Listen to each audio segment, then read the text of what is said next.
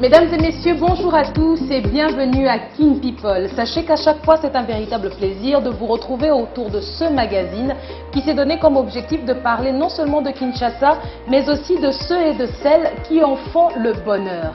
Aujourd'hui donc, je serai en compagnie de mes deux acolytes. Elles m'accompagneront tout au long de cette émission et ensemble, nous allons pouvoir partager avec vous les différentes rubriques que nous avons prévues. Tout d'abord, nous avons Prudence. Bonjour. Bonjour.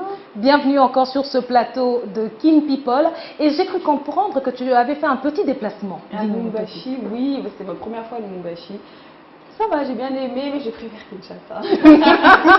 Qu'est-ce qui t'a manqué à Lubumbashi? La chaleur, il fait très froid, il fait trop froid. Tu es arrivé à la mauvaise période, certainement. Oui, beaucoup de pluie, il fait très froid. Après, ça bouge pas autant que Kinshasa, donc bon, c'était bien, mais c'est très calme. Hein. C'est très calme, hein. C'est beaucoup plus réfléchi.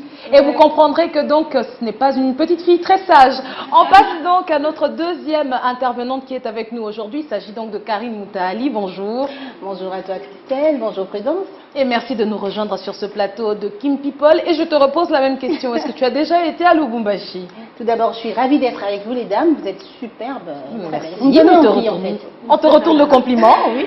Lubumbashi, oui, je suis allée il y a, je crois, 4 ou 5 ans. Alors, dis-moi, à Lubumbashi, t'as pas pécho quelqu'un? Je suis mariée sans bague. Donc non, en même temps, hein, ça se fait maintenant comme ça. Hein. Ah oui, t'es mariée sans bague? Oui, oui, j'attends la bague. Non, c'est en cours. Je suis mariée dans le cœur. Ah bah, téléchargement. Elle va mettre sa bague dans le cœur. Ça sera le prochain buzz de Kin People qui se marie sur ce plateau. Et à Lubumbashi, bon, c'est vrai qu'il y a de beaux mecs, hein, Karine? Des beaux mecs, je sais pas, des jolies nanas, oui, genre Lorraine. Hein, de toutes les façons, je tiens ici à préciser que qui a fait l'honneur de la ville de Lubumbashi, Lorraine Kabouive, c'est également elle qui est à la base de la conception même de Kin People. Et donc, on en profite pour lui faire un petit clin d'œil et pour dire aussi que, allez, Lubumbashi, les filles, ça reste quand même une ville sympa. C'est sympa. Ouais, ça reste sympa. Oui, les gens sont sympas. Je trouve que les gens, ils sont plus cool, justement. Qu'à Kinshasa? Oui. Non, c'est vrai. Non, attends, plus cool que le Kinois, tu meurs. Non, mais c'est cool pour elle parce que c'est pas la ville où elle vit. Donc, quand on va quelque part dans une elle est autre ville, c'est cool pour les filles, un télo. J'ai fait 4 mois à Kinshasa, là, déjà. D'accord. J'ai fait 2 semaines à Lubumbashi et ça, c'est mon constat. Après, que les gens sont plus cool. Oui, ils sont plus Comment ça, ils sont Après, plus cool? quelque chose que j'ai pas trop... Ils parlent que Swahili. Ben oui, c'est comme à Kinshasa, on parle que Lingala. J'avais l'impression que j'étais dans un autre pays, carrément. La nourriture aussi. Non, mais moi j'ai aimé la nourriture à Lubumbashi. Mais c'était différent. Il y a énormément de viande. Il y a énormément de viande dans la base alimentaire louchoise. J'ai aimé ça. Et aussi, j'ai beaucoup aimé le riz. Ils ont un riz qui a très bon goût. Est-ce que tu as goûté leur chikwang? Non. ça ressemble à quoi? Non, justement, non, c'est complètement différent. C'est bizarre. Non, mais il ne faut pas oublier que tu étais dans une autre province. Voilà, hein, donc mais je l'ai vraiment senti. Exactement. Tu as pris des taxis et tout, tu t'es baladé comment? Non, tu l'as découvert en fait? Non, je me suis baladée en jet Allez ski. prendre le linga taxi, mina mata taxi na tambola na. Mais déjà, je Comment connais t'as pas fait? beaucoup de gens. Non. J'étais chez mon frère, du coup, j'avais le chauffeur. D'accord, mais ça déjà, la circulation est différente. Elle a fait la française à Lubumbashi. C'est beaucoup plus... Comment dire? Il y a beaucoup moins de monde. Hein, comparé à Kinshasa. Donc là, on respire pas. Il n'y a pas de faux moutons? Pas encore.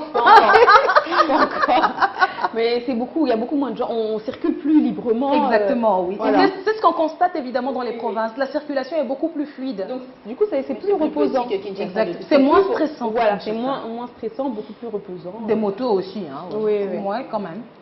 Ouais. Donc, oui, ça va, j'ai bien aimé. C'est la première ville autre que Kinshasa que je fais au Congo. Kamalondo, tu as été, évidemment. je dirais, le cœur de l'ambiance. Non. Non, tu n'as pas été Je retournerai. Oh, non, d'accord. Eh Moi, ben, de Camalo, je connais que la chanson Camalo. très bien, très bien, très bien. Camalo. Ça, c'était notre minute Lubumbashi. Et on espère que King People pourra également avoir un plateau là-bas. Hein. Là, je fais un clin d'œil à la production pour leur dire, n'hésitez pas, s'il faudrait qu'on se déplace pour qu'on se rende à Lubumbashi, un de ces quatre, et également passer du temps à Kamalondo et saluer tous ceux qui nous suivent depuis là-bas. Nous allons donc attaquer notre dossier du jour. Il s'agit d'une réalité que nous rencontrons au quotidien et qui ne nous émet plus. Il s'agit des dispensaires ici à Kinshasa. Alors j'aimerais tout de suite poser la question à Prudence. Est-ce que tu as déjà été dans un dispensaire populaire? Non, malheureusement, non, pas pour le moment. Non. Je ne sais pas à quoi ça ressemble, je ne sais pas comment ça se passe. Et je retourne la question à Karine. Est-ce que tu as déjà été dans un dispensaire populaire? Oui, plus d'une fois. Y faire soigner même, hein. Donc pas seulement pour voir, hein, y faire soigner aussi. Voilà. Alors, sachez que ce soit pour Karine, moi-même ou pour Prudence, les dispensaires du quartier sont les premiers points de santé où la population quinoise se rend en cas de maladie. Mais malheureusement, la situation est des plus précaires. Nous avons donc envoyé notre équipe sur place pour constater la précarité dans laquelle évoluent les services de santé communautaires. Sachez-le, mesdames et messieurs, que ces images ne sont pas belles à voir et donc nous en appelons ici à votre petite censure personnelle. La plupart, il y a des boutiques. Ils ont dispensaires, ils ont des boutiques. Les boutiques, ils ont des infirmiers. Asili sina na système, as infirmier, as un diplôme na infirmier. Mais tant qu'on commence à citer à se proclamer malheureusement docteur. Eza pour volonté tes ambons, ce que kuna babani plus cher. Si on sala boye mutavani, mais kuna sona kemba la moko, ba retraité nga basali boye mbongo, ezate me ba traité na komi bien bani ofuta ba mbongo. Concernant l'hôpital et le lobby en général à l'État, na ba centre mike fourmi le quoi mayebo. Ezo sa le quoi la bécole à l'État na bécole privé. Tokoli na kisasa neti nga ma koko na botami na kan kokolo na botami na koliawa na boti bana tant to bota bana na mama ye moso ke na hôpital général tu vas payer seulement ba frais na suka me ya traitement obiki obongi ndesi mobimisi mbongo ofuti ba facturer yo awe komi ke na hôpital général yo komi na nuboye tala liste mbongo ba osenge belé sans médicament bazo pesa bino kaka ordonnance yo moke ko somba kisi na yo olali na mbeto hôpital suka nango babimisolo tala facture ebele ya musala nini po kisi nyonso tout setanga na vanu ya kisi nga mongo na zalai kosomba mbeto kaka na teringo bazotobolanga kala ezalaka bongo te o tokoma mona eza likambo tokomi ebele toboti bino bokoma bota subana tokomi ebele leta nde hôpital kwa mama yemo wana hôpital général clinique quinoise clinique ngaliema clinique universitaire. Les hôpitaux l'État allait soigner mutu no sakeye za bajan l'État kuto za uza traitement ofele na ba kisio ba indie baso ko tekela biso kisi nde kisi muta ko zo traitement malaria soko zu yango pe ba soigner bien na hôpital général to za okola wana muta obeta peza ina na obela lisute hein le ko makinini kande kisa malaria ko melango boto ba traitement surtout perfusion soko zo on sala 2 ans ko tika obela te bata na likambo santé te libo santé nanu na kolia nyonso to ezala zala nango nanu mais santé ya bato na kolia na suki bongo. Alors, je vais revenir sur Karine. On vient de voir ce reportage qui, je le rappelle, fait peur, justement. Quand on voit un peu l'environnement dans lequel évolue et le personnel de santé et les malades, alors, quel sentiment cela t'inspire? Déjà d'entrée de jeu, je dirais la rage, parce que je ne veux pas dire la tristesse, c'est la rage, parce que c'est une situation qui perdure, ça ne date pas d'aujourd'hui, et je pense que c'est quand même assez triste. Aujourd'hui, on donne beaucoup plus d'importance dans les secteurs, on va dire, du divertissement et autre chose, alors que la santé devrait être la première chose qu'on doit regarder.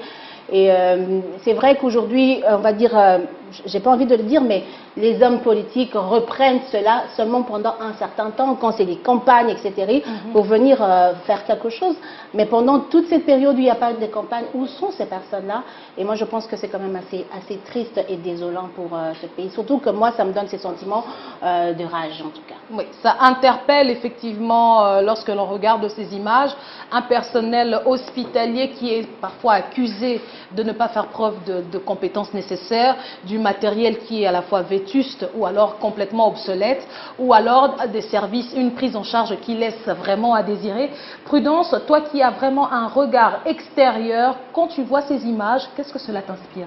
Du coup, ça m'attriste énormément, ça me choque aussi qu'en 2021, il y a encore des endroits qui sont peu équipés comme cela. Ça me fait penser aussi à un reportage, je ne sais pas si vous avez suivi sur Instagram, un reportage du footballeur Olivier Kemen qui s'est rendu au Cameroun et qui a aussi filmé justement ces dispensaires. C'est même pas des dispensaires, c'est des hôpitaux. Et ici je fais un petit rappel pour dire que ça se passe à Kinshasa, les images que nous venons de voir. On n'est pas dans l'arrière-pays, on est dans la capitale de la République démocratique du Congo. Et du coup, le footballeur est parti au Cameroun, d'où il est originaire, et il a aussi filmé les hôpitaux, et on voyait des femmes qui étaient retenues en fait parce qu'elles ne pouvaient pas régler les frais d'hospitalisation.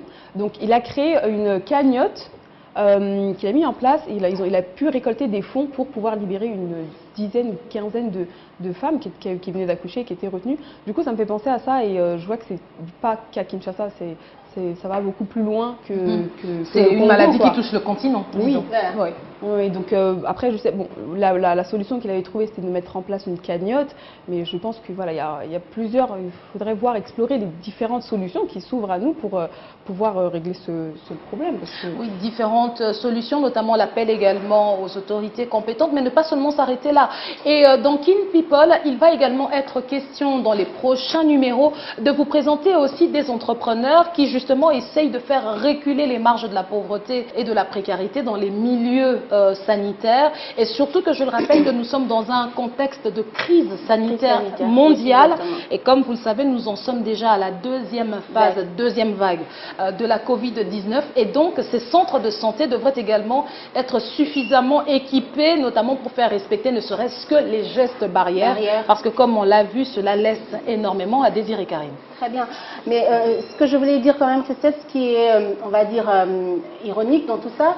Ces dispensaires qui ne sont pas équipés du tout ou presque pas, parfois on y soigne mieux que dans les hôpitaux bien équipés. Et moi je me dis, si on mettait vraiment un regard là-dessus, je pense que ça pourrait aider ceux qui ont peu de moyens. Parce que ça reste quand même honteux de retenir une femme, comme tu viens de dire, qu'on a cassé justement la jambe pour que le bébé ne sorte pas. Mais même si le footballeur aujourd'hui fait cet appel, ça reste une solution quand même à court terme. Mais qu'est-ce qu'il faut faire pour le long terme ? Ça, je pense qu'on doit vraiment avoir un regard là-dessus. Comme tu dis avec cette crise sanitaire, je me dis la population n'est pas protégée. Du coup, ça occasionne aussi le fait que le Congolais ou le Quinois disent que c'est une maladie qui n'existe pas. Alors que ça existe. On va faire une petite pause avant de pouvoir nous retrouver sur ce plateau. Restez avec nous. Explosif, explosif 1,5 GB au lieu de 1 GB, valide 24 heures au prix de $1 seulement. Wow!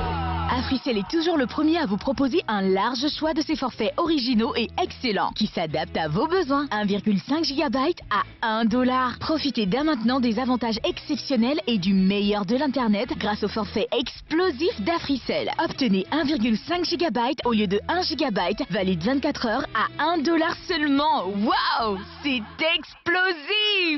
Composez sans plus tarder étoile 1030 dièse pour activer le forfait explosif d'Africell. Africell, le réseau du peuple, votre réseau. Et nous sommes de retour sur ce plateau de Kin People. Et donc, on va passer donc à notre rubrique, c'est-à-dire les buzz du net. Je dirais même que c'est la rubrique des potins de ce qui se passe sur Internet. Et ça va coïncider avec l'invité ici, qui est directement extrait de ce monde. Dis-nous-en un peu plus, Karine. Alors, c'est une dame, c'est vrai qu'elle est congolaise. Elle est née à Kisangani, par contre, elle est née à Kisangani, elle est entrepreneur, on va le dire. J'aime pas mettre... J'aime trop les Voilà, je veux pas mettre la différence, elle est femme entrepreneur. Non, elle est entrepreneur, point barre. Elle fait plutôt dans l'agroalimentaire. Et c'est une femme qui aime la cuisine. Elle a pourtant fait autre chose. Elle a fait des relations publiques, elle a fait on dit quoi, du relations publiques, c'est ça? Oui. Ressources humaines et autres. Humaines, oui. Mais la cuisine l'a rattrapée. Pour savoir qui c'est, je crois qu'elle doit venir sur ce plateau et nous dire exactement qui Et je elle est. vais compléter cette petite présentation pour dire qu'il y a de cela quelques semaines, elle avait créé le buzz sur Internet. Une véritable bombe qui l'a propulsée justement dans l'avant-scène de tous les réseaux sociaux. Twitter, Instagram, Facebook, WhatsApp. Elle a participé, je dirais même, dans la promotion indirecte de ses produits. Vous allez savoir de qui il est question tout à l'heure, une fois que nous l'aurons installée. C'est elle qui est notre invitée du jour. Yes! Oh, boni makele bweko, ozomona moi makasi ote, obandi liboma. Na gagné, Nzambe, na gagné, naza gagnant. Imaginez que na poussé le coutu de gagner 5 millions de francs congolais mikolonyonso. À partir de l'eau, benganga les gagnants. O gagné nini? Les gagnants payent à nini? Il y a 5 millions de francs congolais. 5 millions? Mais oui! Wapiango. Yangoyo. O sendenge nini? Na Africell na 50 unités, il faut que tu mingi mingi pour mataba chance na yo. Na 50 unités, vous avez la chance moko. Na 100 unités, vous avez la chance ni baleti. Pesanga isimi ya Africell, pesanga ipe 50 unités. Ok. Wapi sima Africell? Comme il faut pas netinga. Nga pe frana zala le gagné Africell, na gagné, na fêté.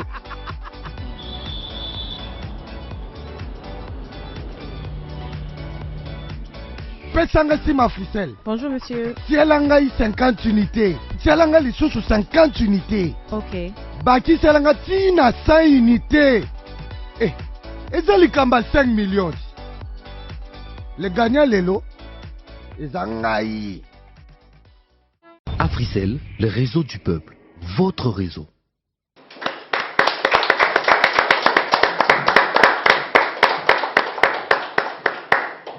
Alors, Madame Maloukissa. Comment vous sentez-vous aujourd'hui? Bien. Bien. Bien. J'ai pas dormi depuis plusieurs jours, mais ça va. Ah bon? J'ai un bébé en bas âge. Il a à peine un mois. Oh, félicitations, mais justement. Donc je ne dors pas. Ok. Ah ben, le stress pour la de devenir maman, mais ce n'est pas votre premier Ouais. enfant. Non, non, c'est le troisième. C'est le troisième. Ouais. C'est un bonhomme? Un petit bonhomme. Ah, Après je 2 comprends. jeunes filles. Je comprends pourquoi vous dormez pas. C'est ça les hommes, ils vous laissent pas tranquille. Voilà. C'est les hommes. Faut pas tweeter ça. Faut pas tweeter ça. Alors, Karine, je te laisse donc à notre invité qui est avec nous aujourd'hui. Il sera question que vous puissiez quand même nous préciser dans votre parcours, puisqu'il faut rappeler que la plupart des téléspectateurs ont découvert Sylvie dans le cadre d'une publication qui n'est pas passée inaperçue. Beaucoup de choses ont été dites que même moi je savais pas. Exactement. Beaucoup de choses ont été dites. C'est ici l'occasion de restructurer les choses. Exactement. Qui est Sylvie Maloukissa? Eh bien, sachez-le, on l'a dit tout à l'heure, c'est une femme entrepreneur née à Kisangani qui a parcouru. Née à Kinshasa, mais qui a passé beaucoup de temps, toute mon enfance à Kinshasa. Voilà, C'est déjà la première boulette. On y va. C'est pour ça qu'on fait justement ce portrait avec elle-même sur le plateau. Donc, partie à Kisangani, pas née à Kisangani, Sylvie Maloukissa donc, a étudié à Kisangani jusqu'à l'âge de 16 ans. Voilà. De 16 ans, et de Kisangani est venue à Kinshasa étudier. C'est ici à Kinshasa qu'elle a justement obtenu son diplôme d'État. Exact. Elle a fait quoi? J'ai fait biologie, biologie-chimie. Biologie-chimie. Et ensuite, vous êtes allé à l'université de À l'université, Kinshasa. à l'Unikim. Ah, la colline inspirée. La colline inspirée, Inspirée, oui. où j'ai fait biologie moléculaire. C'était comment dans ces années-là? Super, l'université c'est magnifique. On a le droit de porter un jean serré, taille basse et avoir une pierre dans le nombril. Maintenant, je peux plus. On apprend des choses là. Donc Rien voilà, que non, vous c'était un comprenez. très très bon moment. J'ai passé un très bon moment. Moi, j'aimerais plus revenir légèrement en arrière pour parler de Kisangani, puisque dans votre parcours, on signale que vous aimez la cuisine. Et Exactement. justement, le fait d'aimer, parce que je sais qu'à Kisangani, la ville de Kisangani est réputée, je dirais la culture, hein, même de Boyoma, la culture boyomaise, est réputée justement pour avoir un art culinaire très élevé. Est-ce que c'est pas de là-bas qu'est venu justement tous ces goûts et toutes ces saveurs? Alors déjà, il faut savoir que ma vie est il y a beaucoup de contradictions. Hein. Je suis un mélange de contradictions. À Kisangani, c'est connu pour les femmes qui viennent de Kisangani savent cuisiner, sauf qu'à Kisangani, tout le monde sait que je ne sais pas cuisiner. J'ai jamais cuisiné à Kisangani. J'étais connue pour être une jeune fille plutôt intellectuelle, plutôt accro aux livres et à l'école. Mais vraiment, on disait de moi la femme à ne pas épouser parce qu'elle ne fait pas la cuisine, elle ne nettoie pas la maison, elle ne sait même pas faire la lessive, elle ne s'occupe pas des bébés, elle ne touche pas les bébés, je ne touche pas les bébés et voilà. Donc, au fait, la passion pour la cuisine est venue bien après. Et quand je l'ai découverte, c'était le boom, je ne me quitte plus ma cuisine. Ok. Justement, elle a plutôt vagué dans plusieurs postes, relations publiques, mais ce qu'on ne sait pas, ressources humaines. Merci beaucoup, ressources humaines plutôt, mais ce qu'on ne sait pas, vous avez commencé très bas avant d'arriver quand même à ce niveau-là. Oui, j'ai commencé très très bas pour un salaire de $70 par mois, c'était magnifique. Ma mère m'a dit, je te paye un argent de poche quand même un peu mieux que ça, il y a moyen de travailler plutôt à la maison. J'ai dit non, je préfère travailler là-bas pour avoir mon argent. Et oui, j'étais marionnettiste. Figurez-vous que j'étais marionnettiste. Certaines personnes reconnaissent cette voix. Oh bonjour, je suis Bobo le petit bonobo. Eh bien, c'était moi. C'est passé sur Antenne A plusieurs moments, mais la version sur Antenne A quand même, ce n'était pas moi après, parce que moi je suis plutôt sur la version qui passait au Canada. Mais comment vous avez trouvé ce poste? Oh, ça c'est une histoire trop longue. Je ne sais pas mais ça vous a le don de mais ce don de marionnettiste, c'est venu comme ça, il y avait une formation. J'accompagnais quelqu'un pour l'interview et je m'amusais avec le truc. Et puis on m'a dit, tu passes aussi? Moi j'ai dit, bah, si ça vous plaît. Et j'ai été retenue. D'accord. Je n'étais pas prévue pour l'interview. Waouh. Et combien de temps vous avez fait ça? J'ai fait ça 1 an environ, 1 an et demi. Donc 1 an, un salaire à $70.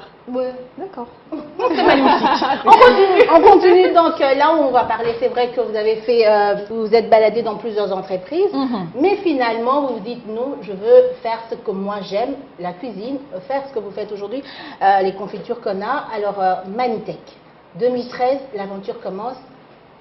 Comment? L'histoire commence vraiment dans mon adolescence.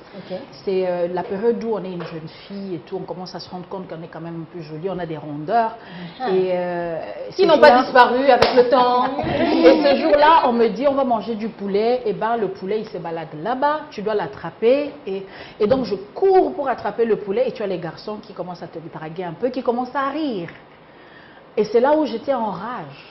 Un truc que je faisais toujours depuis que j'étais petite, mais ce jour-là, ça m'a mis en rage. Mais pourquoi je dois courir après ma nourriture comme mes ancêtres, alors que lorsqu'on achète la nourriture importée, ça vient bien emballé dans un supermarché, on est bien habillé.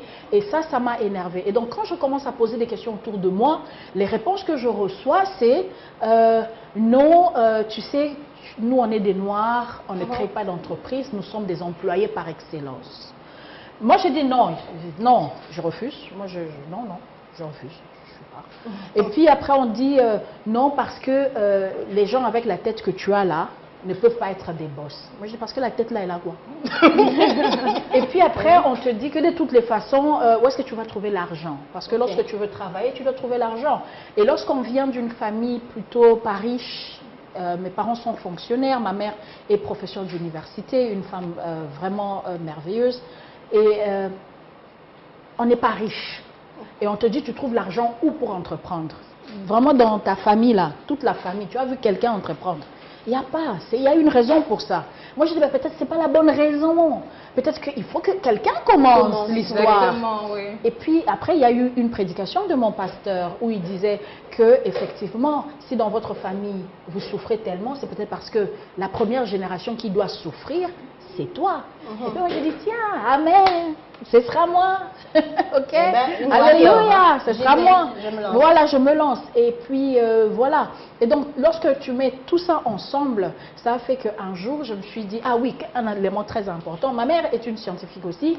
Et elle a fait des recherches pendant toute sa vie sur le manioc. Et d'ailleurs, Manitech Technologies, c'est le nom le nom de Manitech, c'est Manioc Technologie. Okay. C'est le nom du laboratoire. C'est le nom que maman a donné à son laboratoire où on étudie toutes les technologies autour du manioc.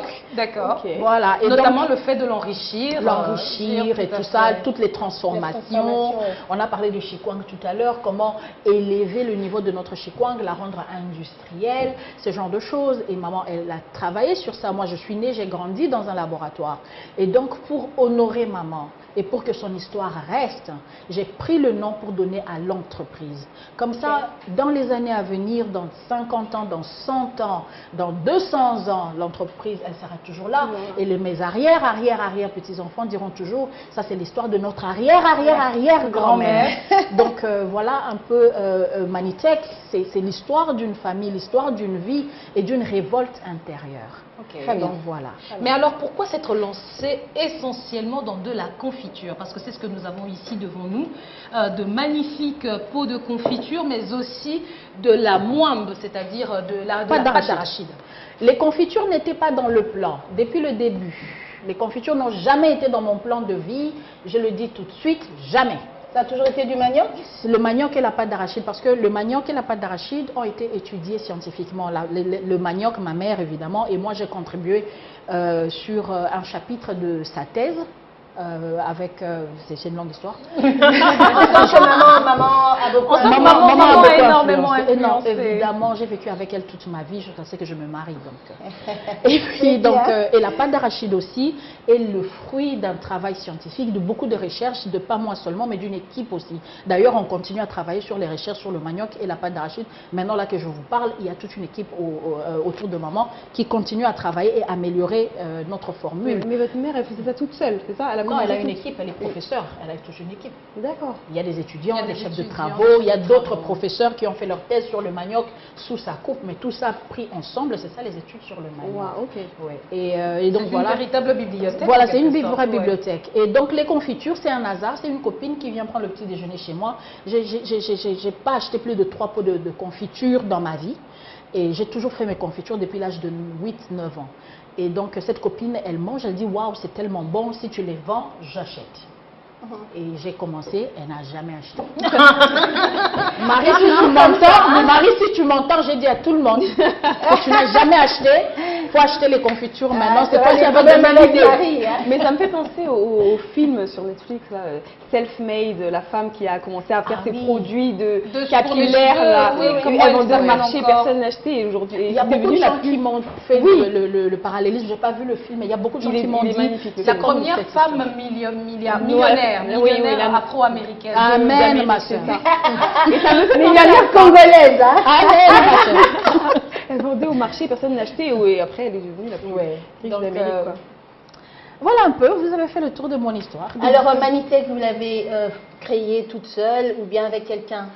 Manitech, je l'ai créé toute seule, mais j'ai eu beaucoup d'aide de mon mari. Hein. Il a été derrière moi et là, vraiment que Dieu bénisse les hommes qui soutiennent les femmes. Cher Marie, on vous salue. Entrepreneurs, vraiment. Cher Marie, on vous cherche même. Vous êtes sur quel mari comme ça là? Vous êtes sur où? Faut sortir, mes amis. Faut sortir. Dieu, faut sortir. Donc voilà, cet homme a fait mes livraisons pendant que j'étais dans les conférences ou en train de faire ma production. Je me souviens à une activité d'un célèbre bagne ici à Kinshasa, et où il y avait, c'était à une soirée, je dirais une soirée de gala, où justement on avait vu sur les vidéos Madame Sylvie en compagnie de son mari qui fait également la confiture. On l'avait vu touiller littéralement des casseroles entières de confiture. Surtout au début, nous n'avions pas assez d'argent pour payer du personnel, alors il venait préparer aussi lorsqu'on avait besoin. J'avais besoin de quelqu'un pour m'aider, une main supplémentaire. Il n'a jamais hésité à être là. Il nous a trouvé beaucoup de clients quand même aussi, hein, les distributeurs surtout. C'est un gros problème. Oui, parce qu'aujourd'hui, vous distribuez dans les je lui dois pratiquement le 3/4 des distributeurs. C'est lui qui a, comment on dit, scellé close de deal avec eux. C'est très difficile de trouver des distributeurs à Kinshasa. Et en général, le potentiel est là. Oui. En général, en RDC, l'entrepreneuriat est très difficile. Chaque jour, on se réveille et il n'y a que des problèmes. Il n'y a que des problèmes. Et sincèrement, je pense qu'on est dans un pays qui ne peut pas se permettre de mettre des cales aux entrepreneurs. Lorsque vous regardez un entrepreneur, la première chose que vous devez faire, c'est comment je peux l'aider, ne fût-ce que à faire le prochain pas. Même si je ne vais pas l'aider, comment est-ce que je peux, ne fût-ce que enlever le caillou qui est sur sa route. Je ne vais pas porter le poids, juste enlever une pierre sur sa route pour lui permettre de faire le prochain pas. Je parle au nom de tous les entrepreneurs. C'est extrêmement difficile, ça tombe de partout, tout le temps. Vous citez une chose et je vous dis c'est quoi le problème, pourquoi c'est un énorme dos d'âne. Vous me dites les employés, je vous dirai pourquoi c'est un problème. Vous me dites la fiscalité, je vous dis c'est quoi le cauchemar. Vous me dites électricité et eau. Là même je peux partir parce qu'on va tweeter encore. Je crois qu'on va y arriver. Ça a été quoi la plus grosse difficulté dans votre parcours d'entrepreneur? C'est une blague cette question. Mais vous savez qu'on la pose tout le temps. Mais oui, c'est incontournable. On la pose toujours. Que des difficultés. Je sais pas, c'est comme si on dit c'est qui la plus jolie fille sur terre, on ne la trouvera jamais. Mais est-ce qu'il y en a une qui vous a marqué ou le manque d'emballage. Ah d'accord. Le manque d'emballage. C'est le le facteur limitant pour notre secteur. Le facteur limitant, c'est le manque d'emballage. En plus, j'allais vous demander, mais est-ce que votre emballage il est vraiment bien fait? Il est magnifique. On a l'impression il est très résistant. C'est le fruit de. Tu peux le prendre dans tes mains, tu sais.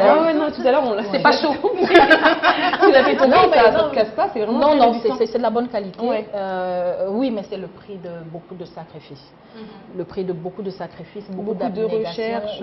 Ça fait longtemps que je n'ai pas acheté une paire de chaussures. Ou les chaussures que je porte, c'est ma tante qui me les a achetées parce qu'elle en avait marre de me voir en babouche. Et je ne rigole pas, c'est sérieux. C'est tantine Henriette, on peut même vérifier. Ça aussi, c'est des choses à tweeter. L'entrepreneuriat, c'est beaucoup de Alors, je tiens à préciser ici, Madame Sylvie, que Prudence est également notre entrepreneur et que tout à l'heure, nous aurons une rubrique où elle donne justement des conseils. Mais elle est entrepreneur 2.0.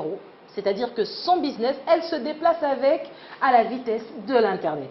Alors moi, par contre, j'aimerais bien revenir sur le sujet qui fait sourire tout le monde aujourd'hui, alors qu'il y a quelques semaines, ce n'était pas le cas. Et c'était justement par rapport à ce tweet, je dirais ce tweet incendiaire. Mais c'est vrai qu'aujourd'hui... On dirait que en même temps. Hein. Oui, en fait, moi je me dis tout simplement que ça vous a fait un coup de pub de malade. Il y a de cela encore quelques semaines, Manitech, Sivi, Malukisa, ces trois noms étaient pratiquement inexistants sur les réseaux sociaux. Mais depuis un moment, que ce soit dans les conversations et autres, on se rend compte que cela rebondit de plus en plus. En tant qu'entrepreneur, je vais tout de suite droit au but pour dire que ça vous fait de la publicité. Comment vous accueillez justement cet événement? Le regard fait peur. Hein? Le regard fait peur. Pendant que tu parlais, ça fait peur. Hein? Je sais que c'est quand même un regard triste. Hein? C'est triste ce qui est arrivé.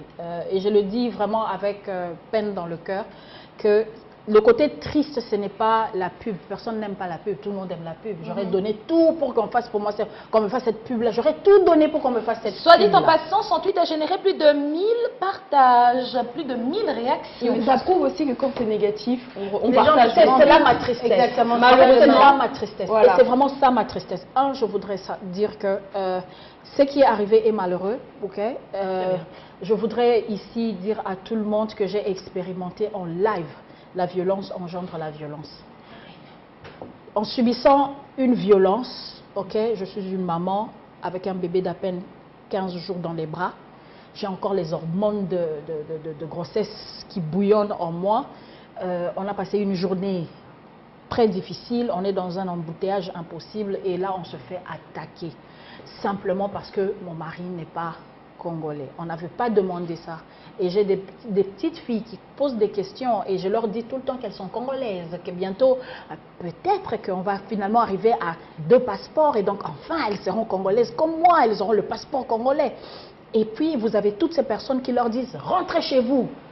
Bozonga panabino. Et mes filles qui me regardent, mais tu avais dit qu'on était congolaises. Pourquoi eux, ils nous chassent?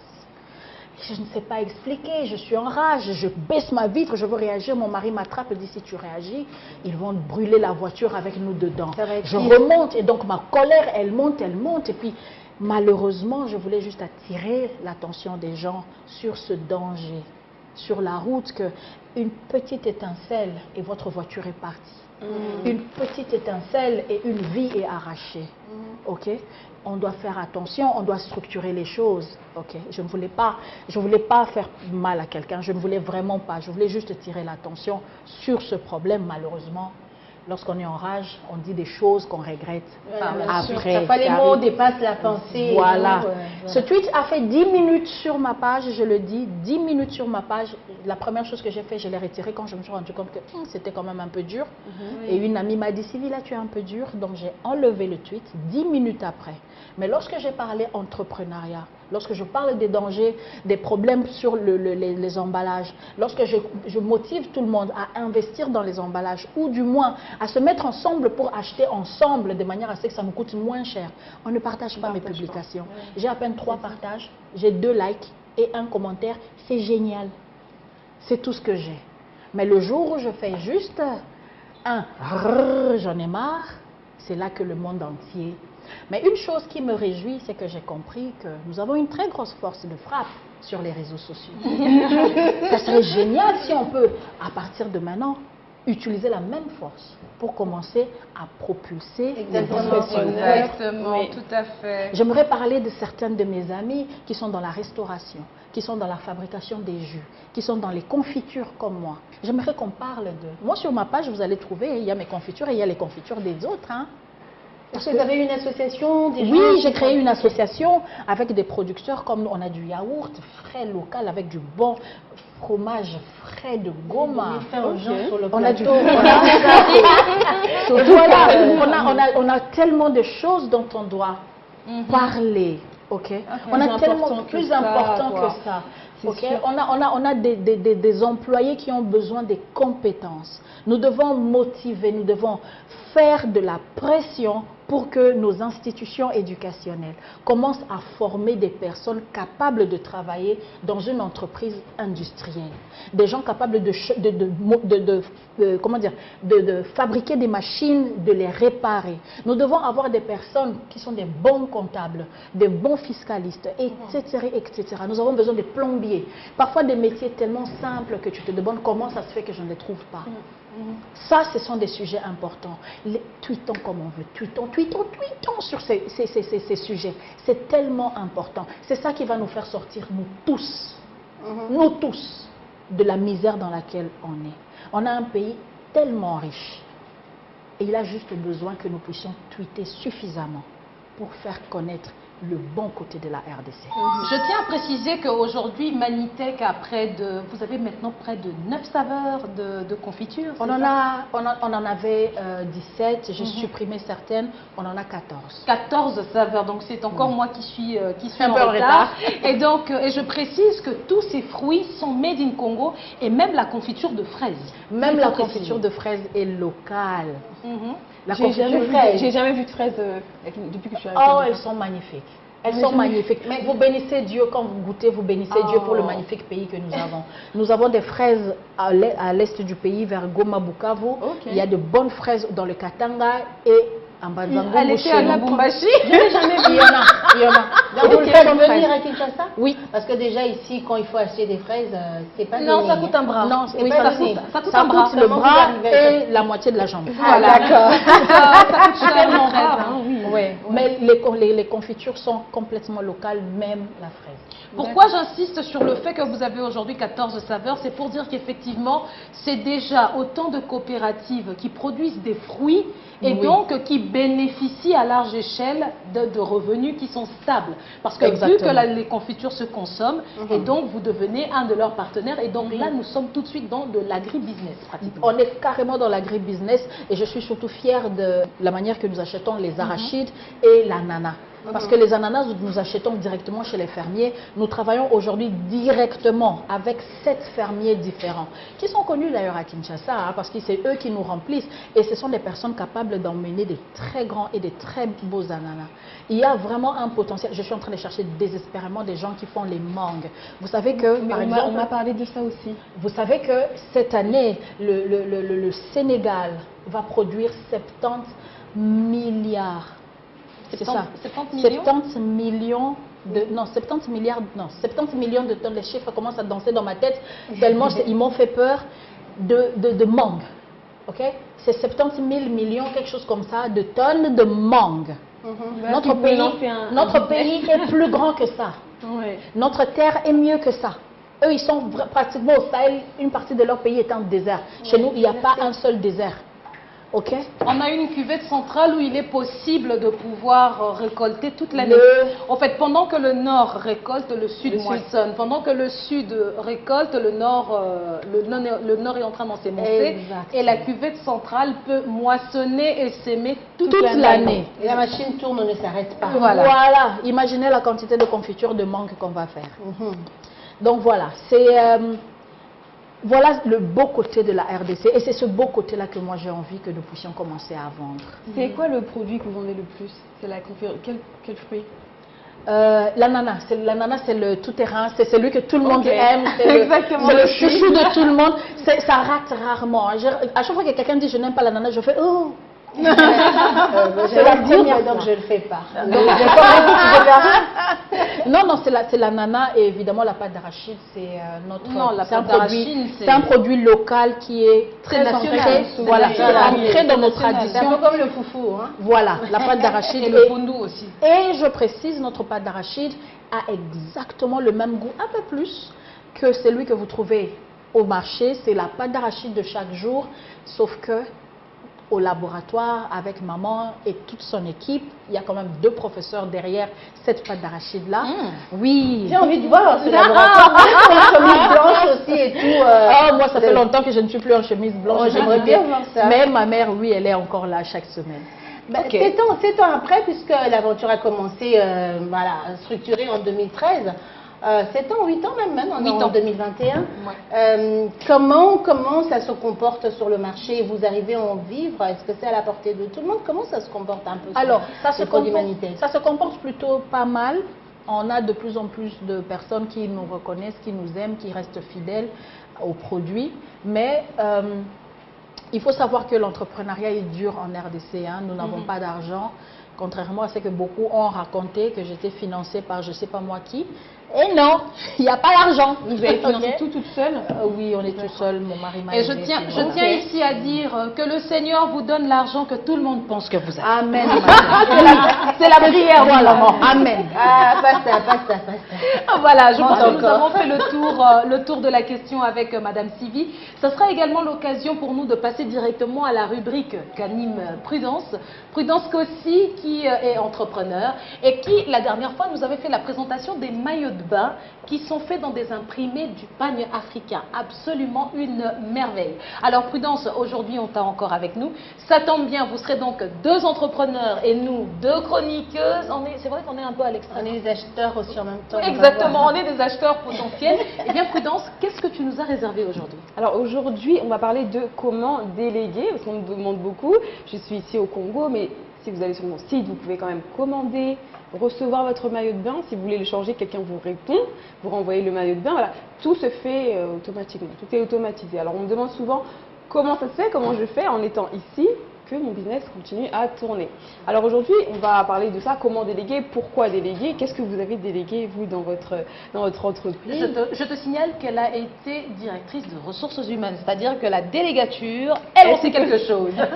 Après, c'est pas tout le temps facile, je pense que vous savez, de déléguer, parce que c'est un peu notre bébé. On se dit, mais déjà de 1, on se dit, j'ai pas d'argent pour déléguer. Je commence. Comment je délègue? Je n'ai pas d'argent. Et avec le temps, je me suis rendu compte qu'en fait, je n'ai pas d'argent parce que je ne l'ai pas délégué. Si je délègue, je gagne plus d'argent. Alors qu'au début, on se dit, bon, je ne peux pas déléguer, je n'ai pas d'argent. Mais c'est parce qu'on ne délègue pas, qu'on ne gagne pas autant qu'on voudrait. À partir du moment où j'ai délégué, j'ai gagné 200% de mon chiffre d'affaires par rapport à l'année dernière. Donc du coup, on se matrice à dire, voilà, je ne peux pas déléguer, j'ai les moyens, je viens de commencer. Mais justement, c'est en déléguant qu'on se concentre plus sur les tâches qui nous rapportent du business et des revenus. Alors moi, j'ai tout de suite une question. Qu'est-ce que je délègue? D'abord, il y a bien entendu une répartition des tâches. Oui. Bon, je prends ton exemple où c'est du business en ligne que tu es en train de faire.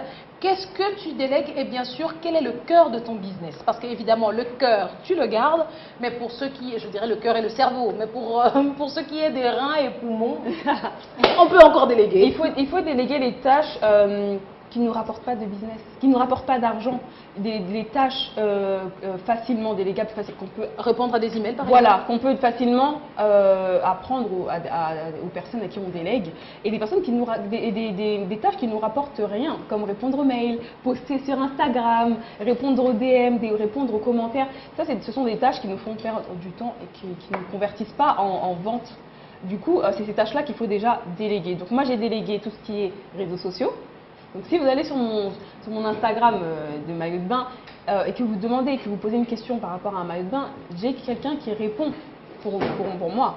J'ai quelqu'un qui va répondre aux commentaires, j'ai quelqu'un qui va poster les posts. Ça, c'est des choses qui ne me rapportent pas d'argent. Donc c'est ça, les premières choses que je vais déléguer, c'est ce que je conseille à tous, de déléguer tout ce qui est réseaux sociaux en premier. Ensuite, j'ai délégué mon SAV, mon service après-vente. Ça veut dire, je fais le retour et l'échange de mes produits. C'est-à-dire, si le maillot de bain ne vous correspond pas, ne vous va pas, vous en voulez plus, vous avez 3 jours pour le retourner. Donc, cette partie-là, je l'ai complètement déléguée. Donc, vous envoyez un mail, mon assistante a déjà fait une fiche type qu'elle vous envoie, vous remplissez, vous envoyez à l'adresse le produit, on vous envoie un bon d'achat, tout ça est déjà automatisé et elle s'occupe de tout ça. Donc après, j'ai fait un petit briefing, ça a pris du temps, mais à partir du moment où on a bien formé la personne, on gagne énormément de temps et le temps c'est de l'argent quand on est entrepreneur, vous savez bien. Et la dernière chose que j'ai déléguée, c'était la logistique. La logistique, c'est-à-dire que avant je stockais tous mes maillots de bain chez moi. Alors, je vous dis, je vous fais un... Vous ne pouvez même pas imaginer tous les maillots de bain, j'en avais dans le plafond, dans la cuisine. Ça devenait des pots de fleurs et tout. Voilà, parce qu'il y en avait partout. J'en avais partout, c'était incroyable. Et du coup, avec mes sœurs, tous les jours, on faisait des colis, mais on en avait peut-être 15 ou 15 de colis par jour, envoyés à la poste, ceux qui avaient commandé au point relais. C'était horrible. Donc tout ça, j'ai délégué aussi, et c'est une chose qui ne me rapporte pas aussi de business et qu'il faut tout de suite déléguer. Tout ce qui est stockage, envoi des colis, parce que moi je fais du commerce, j'envoie des colis, tout ce qui est échange, réception de marchandises, tout ça j'ai délégué, je ne reçois plus de marchandises chez moi. Avant je recevais tout chez moi, donc je recevais des cartons que je devais trier, que je devais compter, d'où je devais vérifier la qualité. Voilà, tout ça, ça a été aussi délégué. Donc ça c'est une des choses qu'il faut absolument déléguer, même quand on commence. Ok. J'aurais dû le faire plus tôt. Je me suis dit, mais j'ai raté 3 ans là. Mais quand tu délègues le stockage et tout ça, il n'y a pas un souci de confiance quelque part. Tu le donnes à une entreprise, tu le donnes à quelqu'un parce que tu n'as pas envie aussi de dépenser plus que tu ne gagnes puisque tu es au début. Après, je pense qu'il y a des tâches qu'on délègue à partir d'un certain moment. Tout ce qui est réseaux sociaux, je pense qu'on peut déléguer dès le départ. Tout ce qui est logistique, c'est un coût. C'est un gros coup. Donc ça, j'ai pris 3 ans avant de le déléguer. J'aurais pu le déléguer 1 ou 2 ans après, j'aurais dû. Mais c'est vrai que c'est un coût, donc forcément, il va falloir avoir un nombre de colis, de commandes minimum. Il y a beaucoup d'entreprises qui ne prennent pas les jeunes entreprises parce qu'il n'y a pas d'un rendement assez conséquent. Voilà. Du coup, cette partie-là, c'est vrai qu'on peut un peu attendre pour avant de la déléguer. Mais il y a des choses qu'il faut absolument commencer à déléguer tout de suite. Et moi, je reviens un peu sur le stockage. En fait, tu as juste... là, je ne vois pas là où tu délègues, mais tu délocalises littéralement. J'externalise la logistique. D'accord. Voilà. Donc, tu externalises. Voilà. Mais ça peut créer des coûts supplémentaires. Complètement. Oui. Mais alors, comment tu fais pour gérer ça? En fait, c'est le temps. Le temps que je dégage, le temps que je prenais pour faire les colis, je l'investis dans la recherche de clients. Donc forcément, je gagne plus de clients parce que j'ai plus de temps pour les chercher, ces clients, parce que j'ai externalisé. Donc forcément, je peux payer après la logistique. D'accord. C'est comme ça que on aimerait bien avoir l'œil de la vie de l'expert en ressources humaines. Et qui dirige une entreprise. Exactement. Oui, la délégation, c'est très important et c'est très compliqué en même temps parce que, évidemment, c'est donner son bébé à quelqu'un d'autre. Moi, j'ai une autre approche par rapport à ça. C'est dès le départ, la première chose que j'avais fait, c'est que j'ai fait une structure, ce qu'on appelle un organigramme de l'entreprise. Ouais, voilà. Et j'ai défini déjà les rôles. Au départ, c'est moi qui fais tous les rôles. OK? Mais petit à petit, moi par contre, j'ai commencé par donner d'abord les rôles où je suis le moins Qualifié. le moins qualifié. Par exemple, le commercial. Donc, la première chose, c'est que quand je pouvais ne plus faire le commercial, et je ne parle pas du customer service. Le customer service, c'est là où je suis le meilleur. C'est là où je parle avec mes clients directement, je leur fais goûter, je les écoute, je les prends au téléphone. Mais le commercial, je l'ai confié à quelqu'un d'autre parce que ça, ce n'est pas mon truc. Et puis ensuite, le plus difficile, ça a été de confier les opérations. Je ne peux pas rester bloqué dans les opérations pour les mêmes raisons. C'est qu'il faut que je continue à faire la vie de DG dehors, les relations publiques. Exactement. Et ne pas rester cloîtré dans la production. Mais là, ça a été très difficile. Ma mère a dû préparer pour moi une formation bien calibrée pendant 1 année et demie environ avec une femme qui travaille merveilleusement aujourd'hui. Je suis très très contente de maman et d'elle et donc facilement elle a pris le bébé. Au bout d'1 mois, facilement j'ai quitté le laboratoire, la fabrique, la paix au cœur. Et donc voilà, et c'est cette approche que j'ai. Effectivement, ayant fait l'organigramme, je suis en train de remplir petit à petit les cases avec les personnes qu'il faut, et tant que je n'ai pas trouvé le profil qu'il faut pour un poste, je le fais moi-même. Les réseaux sociaux, j'ai gardé encore pour moi-même. Non, c'est dur aussi les réseaux sociaux, j'avais du mal au début. Je me suis dit, je dois donner mon code, c'est là, supprimer mon compte. Mais j'ai trouvé une plateforme du coup. Mais j'aime ça, c'est ça mon problème. J'aime trop les réseaux sociaux. C'est ça mon problème. J'aime trop, je n'arrive pas à lâcher. Pareil, moi aussi. Mais tout ce qui est réponse aux mails, réponse aux DM, combien ça coûte, etc. C'est d'une perte de temps. Du coup, c'est des choses-là qu'il faut... Non, ça m'amuse, moi. J'aime bien parler aux gens. C'est ça mon problème, je suis accro aux gens. Ah oui. Moi, je suis accro aux gens. Mais moi, j'ai fait du e-commerce parce que justement... je les vois pas, les gens, du coup. Il y a quelqu'un qui est censé s'occuper de ça pour nous, mais j'ai tendance... Exactement. J'ai tendance à répondre moi-même. Voilà. Oh, mais c'est absolument magnifique. C'est pour ça qu'on fait le business par rapport à la personne qu'on est, c'est-à-dire par rapport à ce qu'on aime faire. Moi, le contact physique avec les gens, c'est ce que j'aime le moins. Voilà pourquoi je me cache derrière mon ordinateur. Et Madame Sylvie fait de l'agro-business parce qu'elle aime bien parler aux gens directement. Donc voilà, c'est pour ça que la première émission, je parlais de faire un business qui nous correspond à notre personnalité. Tout à fait. Voilà. Est-ce que c'est, parce que c'est 2 secteurs en tout cas assez différents, on va dire, c'est les vêtements et puis c'est l'alimentaire. Est-ce que ça fonctionne de la même manière? Est-ce qu'on le gère de la même manière? Non, je ne crois pas. Les basics du business, ce sont les mêmes principes. Un business doit exister pour générer de l'argent. Donc voilà, ça c'est la base. Ça c'est la base, on connaît. On doit dépenser pour gagner un peu plus et puis on calcule combien on a fait. Ça, c'est le béaba. Maintenant, après, il y a beaucoup de choses qui sont différentes. Nous travaillons la nourriture. On doit s'occuper de la santé des gens. On doit vérifier, on doit tenir compte de leur goût, de la culture culinaire. Par contre, dans les métiers du digital, ça c'est autre chose. Hein.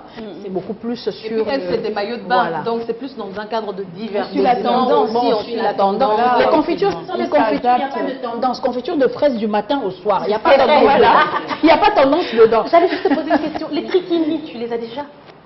Oui. Ah bon? Les triquinis, je suis perdue quelque part. Les triquinis, en fait, tu as le bikini et maintenant tu as le triquini. C'est quoi? Ça se met au niveau de nombril?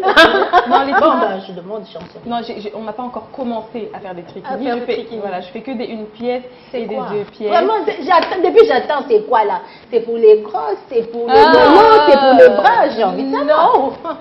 Triquini, c'est plus un t-shirt avec le pantalon, la culotte, ça s'appelle un triquini. C'est pour les parce vieilles parce qu'elle est braille. Comme un t-shirt qu'on peut mettre dans la piscine. Bref, c'est le truc pour les vieux, quoi. J'en fais pas pour l'instant.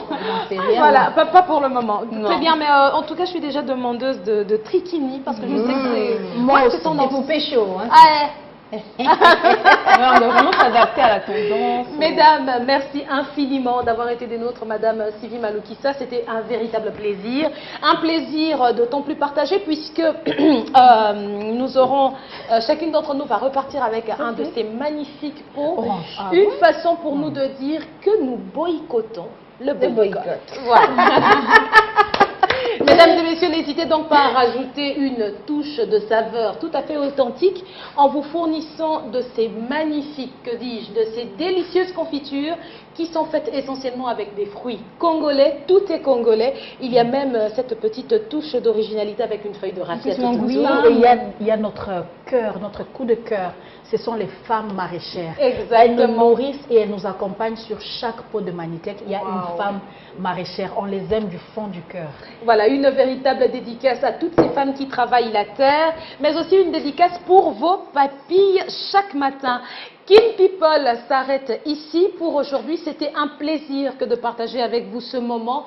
Un moment qui, nous l'espérons, sera également agréable pour nous de nous retrouver sur les réseaux sociaux. N'hésitez pas à poser des questions, à lancer le débat. Le débat reste ouvert. Et bien entendu, nous serons là pour vous accompagner sur nos différentes plateformes, que ce soit Instagram, Facebook ou Twitter. Surtout Twitter. N'hésitez surtout pas. Sur YouTube pour les disponible, Européens. Exactement. Et aussi les louchoirs où nous avons été dernièrement. Voilà, merci à vous tous, Karine. Merci, Christelle. Merci à toi, Prudence, Madame Sylvie. Merci à moi-même. Voilà, avant de nous quitter, et bien entendu, il s'agit ici d'une véritable tradition que nous avons instaurée dans cette émission. C'est pour nous de remercier les partenaires ainsi que les sponsors qui nous accompagnent à chacune de nos éditions. Nous commençons bien entendu par Africell, qui est donc le réseau du moment, qui nous accompagne avec une couverture sans précédent.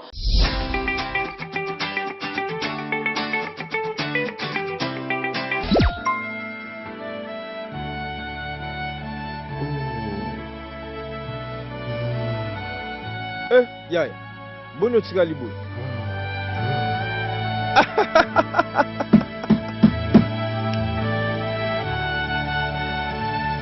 Vous souhaitez amuser vos proches? Changez votre voix selon votre choix. Trop fun! Voix féminine, masculine, d'un dessin animé ou d'un monstre. Voilà, c'est ça. Allô? Salut toi, c'est Tania, la fille dans la bibliothèque. Oh, salut, c'est Sparta, ravi de t'entendre. Allô? Hey, ça va pas non? Ozo Monaté? Pour activer le service Magic Voice, envoyez un SMS au 1080 avec le numéro 1 pour l'activation journalière à 10 unités, 2 pour l'activation hebdomadaire à 50 unités et 3 pour l'activation mensuelle à 100 unités. Tapez étoile 1080 dièse ou appelez le 1080 suivi du numéro de téléphone de votre ami en commençant par le 9. Africell, le réseau du peuple, votre réseau. Nos remerciements vont également à Univers Groupe Télévision qui nous a accueillis à nouveau pour ce nouveau numéro. Et bien entendu, on ne saurait se taire pour adresser nos remerciements à UFM, Univers FM évidemment, qui nous accompagne aussi en la personne de Karine Moutaali. Merci d'être avec nous encore. Et évidemment, nous vous recommandons de passer voir RH Mode. C'est la boutique située au premier mall qui nous a tout habillés ici, toutes les présentatrices. Et évidemment, nous remercierons jamais assez parfois qui nous a fourni tous les accessoires pour nous mettre en valeur et qui nous a permis ainsi de pouvoir rayonner. Et on va terminer en vous recommandant de goûter ces magnifiques confitures que vous pourrez retrouver dans toutes les surfaces marchandes, notamment les supermarchés. N'hésitez surtout pas. Voilà, on se retrouve très prochainement dans Kin People avec plus de news, pourquoi pas plus de buzz. Espérons qu'il va s'en produire d'ici là. Portez-vous bien et à bientôt. Madre de